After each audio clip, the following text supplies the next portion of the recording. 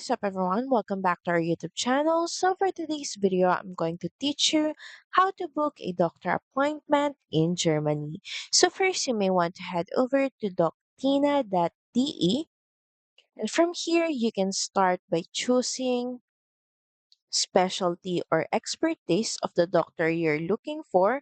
So say for example, we're going to look for a pediatrician.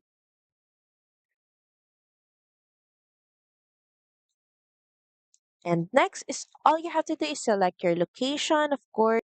You also have an option to choose your preferred language, then proceed by clicking on the Find button.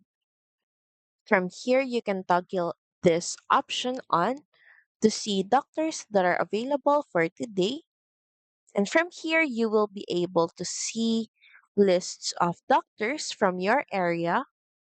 And to book the doctor, all you have to do is call them and just click on Call to Book.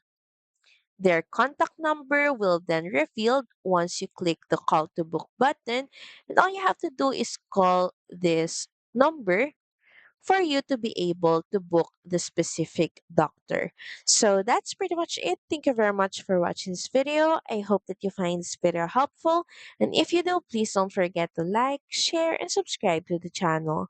Now we'll see you again on the next one. Bye!